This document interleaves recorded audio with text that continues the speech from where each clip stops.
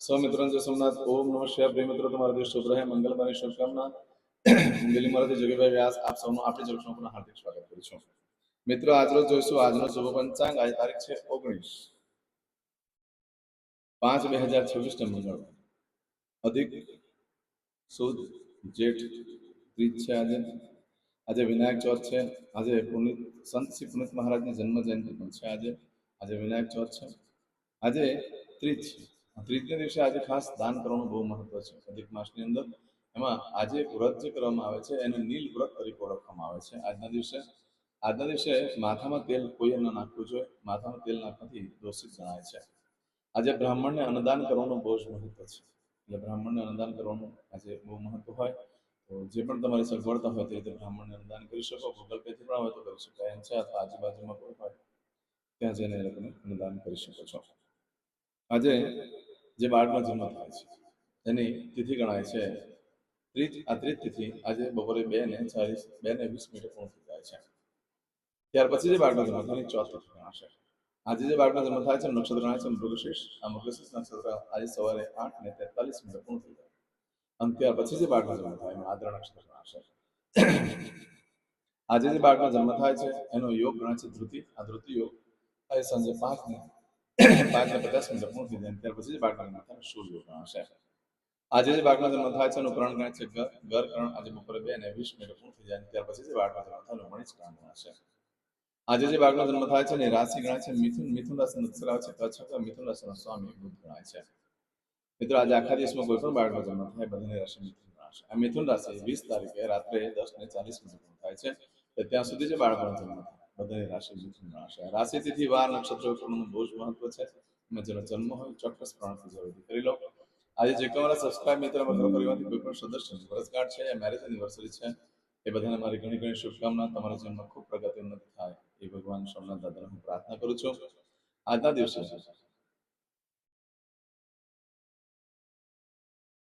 દિવસે સવારમાં ઉઠી સૌથી પહેલા આજનું સુકન કરી લો, જેથી કરીને તમારું જીવન સરળ બની જાય। આજના દિવસે મારા કોઈ પણ મિત્ર યા મારા સબસ્ક્રાઇબ મિત્ર યા મારા ઘર પરિવારમાંથી કોઈ પણ સદસ્ય કોઈ જગ્યાએ ઇન્ટરવ્યુ આપવા જઈ રહ્યા છે, કોઈ નોકરી ધંધા માટે જઈ છે, કોઈ પરીક્ષા આપવા જઈ છે, કોઈ યાત્રા પ્રવાસ માટે જઈ છે, કોઈ વિદેશમાં, કોઈના આજે ઓપરેશન હોય, કોઈની ડિલિવરી, કોઈની છઠ્ઠીની પૂજા હોય, હવે કોઈ પણ કાર્ય, કોઈ એક્ઝામ આપવા જઈ રહ્યું છે, એ બધા કાર્યોમાં તમને સારી સફળતા પ્રાપ્ત થાય પ્રાર્થના કરું। આ સવારમાં ઉઠી સૌથી પહેલા આજનું સુકન કરી લો। આજનું સુકન જો તમે કરેલું હશે તો આખું વર્ષ તમારું સુંદર રીતે વ્યતીત થશે। આજે સુકન કરીને કાર્ય કરવા માટે નીકળશો તો કાર્યમાં સારી સફળતા પ્રાપ્ત થઈ શકે છે। એમ તો આજે મંગળવાર છે, ઘરેથી નીકળો છો તો મોટા ભાઈને, કાકાને, ફુવાને પગે લાગીને નીકળી શકો છો। આજે કૂતરાને ગોળ, ભાખરી અને ઘી મિક્સ કરીને ખવડાવવાથી ભય, રોગ, શત્રુ બાધા પર વિજય પ્રાપ્ત થાય છે। આજના દિવસે કોઈ પણ કાર્ય કરવા માંગો છો તેના માટે પણ એક ચોક્કસ શુભ સમય છે। આજે સવારે 9 થી બપોરે 1:30 સુધીનો સમય શુભ રહેશે। બપોરે 3 થી સાંજે 4:30 વાગ્યા સુધીનો સમય શુભ રહેશે। સાંજે 7:30 થી રાત્રે 9 વાગ્યા સુધીનો સમય શુભ રહેશે। રાત્રે 10:30 થી આવતીકાલે મળસ્કે 3 વાગ્યા સુધીનો સમય શુભ રહેશે। આ સમયગાળા દરમિયાન તમે કોઈ પણ કાર્ય કરો છો તો સારી સફળતા પ્રાપ્ત થઈ શકે છે। પરંતુ મિત્રો, અત્યારે અધિક માસ ચાલે છે એટલે કોઈ પણ નવા કાર્યનો આરંભ ન કરશો, કોઈ નવી વસ્તુની ખરીદી ન કરશો। પરંતુ અનિવાર્ય સંજોગોમાં કોઈ કાર્ય કરવા પડે એમ જ હોય, ઇન્ટરવ્યુ વગેરે આપવા જવું જ પડે એમ છે, વિદેશમાં જવું પડે એમ જ છે, તો આ બધા કાર્ય કરતા પહેલા મારી જોકેસ્ટ ચેનલ પર જઈ આજનું સુકન જોઈ સુકન કરીને કાર્ય કરવા જશો, સારી સફળતા પ્રાપ્ત કરી શકશો। આજે કરશો આજનો સંકલ્પ। અધિક માસ છે એટલે કોઈ પણ ફળ કહેતો નથી। અધિક માસમાં કોઈ કાર્ય કરવા માટે યોગ્ય દિવસ નથી। આજે કરશો આજનો સંકલ્પ। ચમચીમાં પાણી લઈ લો। અદ્યતન માસના માસોત્તમ પરમ પવિત્ર જ્યેષ્ઠ માસે શુભે શુક્લ પક્ષે તૃતીયાયામ અંતર્ગત ચતુર્થીયાયામ હોમવાસનિતાયામ।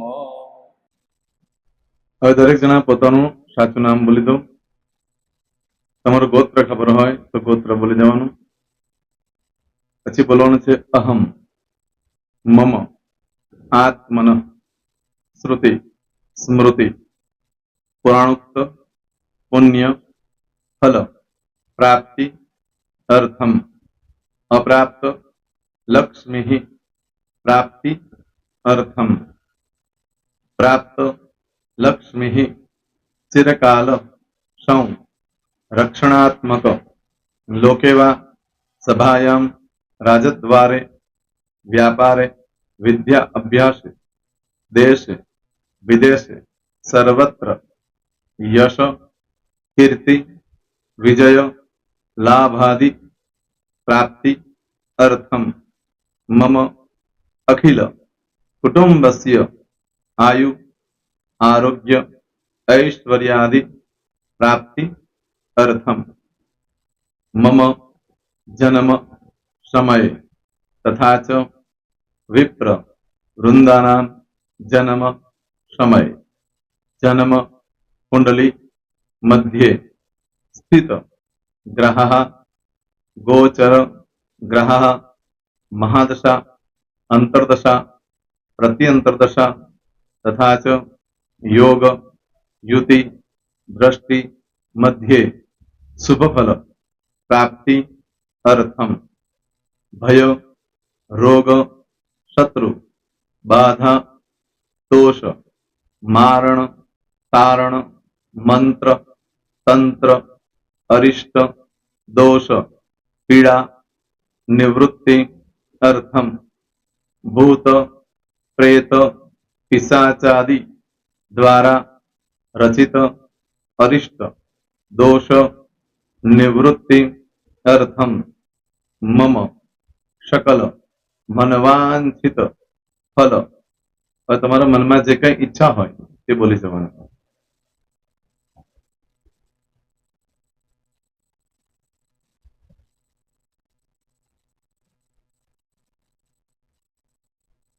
બોલવાનું અનુસારતઃ सकल मनवांछित फल प्राप्ति अर्थम.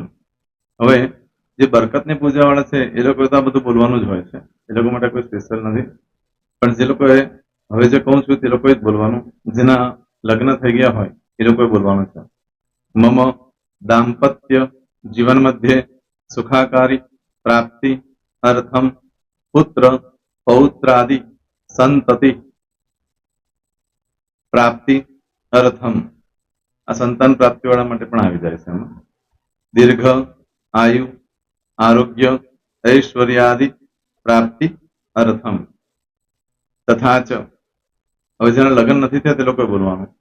મમ જટટી વિવાહ योग प्राप्ति अर्थम विवाह पश्चात दाम्पत्य जीवन मध्य सुखाकारी प्राप्ति अर्थम. હવે જે લોકોને સંતાન પ્રાપ્તિ નથી, જે લોકોને સંતાન પ્રાપ્તિ છે કરવી છે એ લોકોએ બોલવાનું. મમ दाम्पत्य जीवन मध्य सुखाकारी प्राप्ति अर्थम तथा च दीर्घ आयु आरोग्य ऐश्वर्यादि समन्वित संतति सुख प्राप्ति अर्थम. હવે જે અભ્યાસ કરી રહ્યા છો છોકરા વિદ્યાર્થીઓ છે તે લોકોએ બોલવાનું છે. મમ વિદ્યા અભ્યાસ મધ્યે ઉત્તરો ઉત્તર પ્રગતિ ઉન્નતિ सानुकूलता पूर्वक दिव्य सफलता प्राप्ति अर्थम. और जो लोग विदेश में जवा मांगता हो के सीट में जवा मांगता हो, मतलब भारत देश ની બહાર જઈને ધંધો વેપાર કરવા માંગતા હોય એ લોકોએ અથવા વિદેશ જવા માંગતા હોય કાયમ માટે એ લોકોએ બોલવાનું છે. મમ જટટી વિદેશ ગમન योग प्राप्ति अर्थम विदेश गमन कार्य मध्य सानुकूलता पूर्वक दिव्य सफलता प्राप्ति अर्थम. आरोग्य वाળા બોલવાનું છે, જેને આરોગ્યની પૂજા આપેલી હોય એ લોકોએ. એમ તો દરેક જણા જ બોલવાનું. બોલો મમ આયુ આરોગ્ય ऐश्वर्यादि प्राप्ति अर्थम.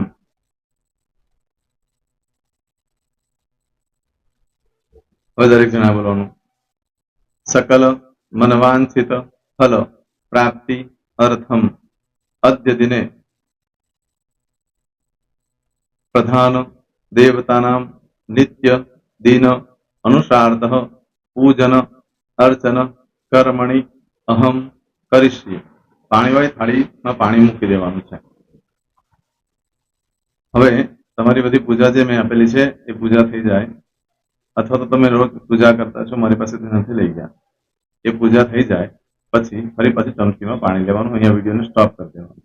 પૂજા પતે એટલે પાછું આગળનું કરવાનું છે. અહીંયા વિડીયો સ્ટોપ કરી દેવાનો અને પૂજા પતે એટલે બોલવાનું છે વિષ્ણવે વિષ્ણવે વિષ્ણવે નમો નમઃ વિષ્ણુ સ્મરણ સર્વમ પરિપૂર્ણ અસ્તુ.